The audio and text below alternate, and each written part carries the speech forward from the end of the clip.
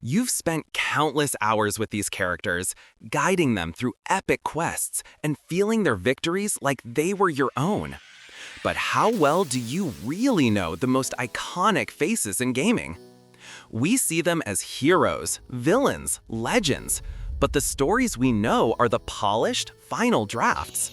The original versions, the ones left on the cutting room floor, are often way stranger than you imagine. Sure, you know Sonic is fast and blue, but an early comic series claimed he used to be brown, and that his arch-nemesis was once his best friend. And that silent bounty hunter you admire? Her origin story says she was raised by bird-like aliens after a tragic childhood loss. Today, we're digging into the weird, surprising, and downright bizarre original stories behind your favorite game characters. Get ready, because after this, you'll never see them the same way again. And if you want more video game lore, secrets, and wild discoveries, don't forget to subscribe. Let's start with the blue blur himself, Sonic the Hedgehog. In the games, he's a naturally fast blue hero fighting the evil Dr. Robotnik. Simple, right? But one of the wildest, totally non-canon origin stories comes from the British Sonic the Comic series, and it paints a very different picture. In this universe, Sonic wasn't always blue. He was just a normal brown hedgehog who loved to run. His best friend, a kind, brilliant scientist named Dr. Ovi Kintobor, a man dedicated to removing all evil from the world using the 6 Chaos Emeralds. To help Sonic train, Kintobor built him a pair of red sneakers. And during a test run on a treadmill, Sonic pushed so hard he broke the sound barrier. That massive sonic boom blasted him bright blue. But the real twist was still coming. Kintobor, while finishing his evil-absorbing machine, went to grab a hard-boiled egg for a snack. He slipped, crashed into the machine, and the rotten egg he was holding mixed with the Chaos Emerald energy. The explosion twisted his body, his mind, and even his name. Ovi Kintobor became Dr. Ivo Robotnik. In this strange timeline, the same accident that turned Sonic blue also transformed his best friend into his greatest enemy. Next up is Samus Aran, the legendary bounty hunter from Metroid. She's known for her quiet strength, her isolation, and her ability to take on entire alien armies alone. But that silence isn't just a personality trait. It comes from a tragic and surprisingly strange childhood. According to the official Metroid manga, Samus was born on a human colony, but when she was only 3 years old, everything changed. The colony was attacked by space pirates led by the terrifying Ridley, and Samus became the sole survivor. Left orphans in the ruins, she was found by the Chozo, a wise, ancient race of bird-like aliens. They took pity on the human child and raised her as their own on the planet Zebes. To help her survive the harsh world, the Chozo infused her with their own DNA, granting her enhanced strength, agility, and a unique connection to their technology. They trained her as a warrior and eventually gifted her the iconic power suit. So beneath that helmet isn't just a tough human. Samus is a child of 2 worlds, forged by tragedy and shaped by a mysterious race of bird people. In the 1981 arcade classic Donkey Kong, we're shown one of gaming's earliest rivalries. A giant ape kidnaps a woman, and a hero named Mario has to save her. Simple good versus evil, right? But what if the villain was actually the victim? Some early, lesser-known Nintendo materials, not official canon today, paint a much darker picture. In this version, Donkey Kong wasn't a wild monster at all. He was Mario's mistreated pet gorilla. A rare title called Donkey Kong Circus even shows Mario forcing DK to perform tricks and punishing him when he makes mistakes. And the manual for the Game & Watch version flat out mentions Donkey Kong escaping from his owner. Viewed through that lens, the whole story flips completely upside down. Donkey Kong didn't kidnap Pauline out of villainy, he was rebelling against an abusive owner.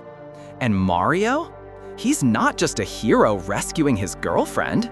He becomes a desperate pet owner trying to recapture his escaped and very angry property. It's a wild reinterpretation that turns one of gaming's first classic battles into a surprisingly dark moral tale. Lara Croft is a global icon, smart, athletic, stylish, and one of the most recognizable women in gaming. But here's the twist. In her earliest concept, Lara wasn't British. She wasn't an aristocrat. She wasn't even a woman. When the first Tomb Raider was being developed, the main character was a pretty standard male action hero. But the team worried he looked a little too much like Indiana Jones, so they made a bold, risky decision. They switched the character's gender entirely. But even then, she still wasn't the Lara we know today. Her first female design was a hot-headed, muscular treasure hunter from South America named Lara Cruz. Over time, the team refined her personality and background and decided a British character might appeal more to players. So Lara Cruz evolved, becoming the English aristocrat, explorer, and pop culture icon we now know as Lara Croft. Her journey from a male adventurer to a South American mercenary to a legendary British heroine shows just how dramatically a character can change on the way to becoming an icon. If you're enjoying this trip down the rabbit hole of gaming history, do us a huge favor and hit that like button. It really helps the channel, and it lets us know you want more strange, surprising stories just like this. All right, back to the secrets. The world of Psychonauts is a colorful, wacky trip into the human mind, filled with quirky characters and bizarre personalities. And one of the most memorable is Milla Vodello, the stylish, upbeat Brazilian Psychonaut who teaches levitation through what's basically a never-ending dance party. She's the definition of carefree fun. But hidden deep inside her mind is a secret so dark it completely changes how you see her. If you explore a secret corner of Milla's mind, you'll find a memory vault that reveals a tragic past. Before she was a Psychonaut, she worked at an orphanage and adored the children who lived there. One day, while she was away, the orphanage caught fire.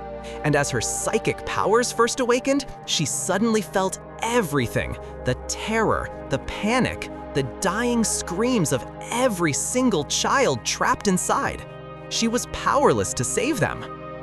That moment shattered her. And the cheerful party girl personality she shows the world? It's a shield, a desperate attempt to drown out the psychic echoes of the children she lost, echoes she can still hear. It's one of gaming's most heartbreaking secrets, hiding unimaginable tragedy behind the brightest smile. In The Legend of Zelda Majora's Mask, the main villain is the creepy, chaotic Skull Kid, the child who pulls the moon out of the sky and nearly destroys the entire world of Termina. He looks like a creature of pure mischief, maybe even pure evil. But Skull Kid isn't truly evil. He's a lonely child acting out of heartbreak. Long before the events of the game, Skull Kid was close friends with the four giants, the guardian gods of Termina. But when the giants had to leave to fulfill their duties, Skull Kid felt abandoned and forgotten. That loneliness festered, twisting into pranks and mischief aimed at the people of Termina. And that sadness made him the perfect victim for Majora's Mask, a powerful ancient artifact he stole from the happy mask salesman. The mask took his grief, his anger, and his childish desire for attention and amplified them into something world-ending. Skull Kid didn't want destruction because he was hateful. He wanted someone, anyone, to notice him, to care. He's one of gaming's most tragic villains, a lonely puppet whose strings were pulled by his own grief. Kirby, Nintendo's adorable pink puffball, might look like a perfectly planned mascot, but his design was actually a complete accident. Back in the early 90s, a young Masahiro Sakurai was developing the very first Kirby game. And during early testing, he needed a simple placeholder character, something quick, something easy to animate. So he doodled a tiny, round blob with a face. Nothing serious, just a temporary test sprite. But as development continued, something funny happened. The team got attached to the little blob. Its simple shape, friendly look, and easy-to-read animations were perfect for a game designed for beginners. So when it came time to create the final hero of the game, they made a bold decision. They kept the placeholder. They polished it, added charm, colored him pink, and that silly test doodle became Kirby, one of the most iconic characters in gaming history. From accidental blob to Nintendo legend. From alternate universe lab accidents to placeholder blobs that became global superstars, the origins of our favorite characters are often way stranger than the games they star in. These hidden stories give so much depth to the icons we thought we knew, and prove there are always new secrets waiting to be uncovered. But these are just a few. What about you? What are your favorite weird character origins? Is there a backstory that completely blew your mind? Tell us down in the comments. We'd love to hear it. And if you want to keep digging up gaming's biggest secrets, make sure to hit subscribe so you don't miss what we uncover next.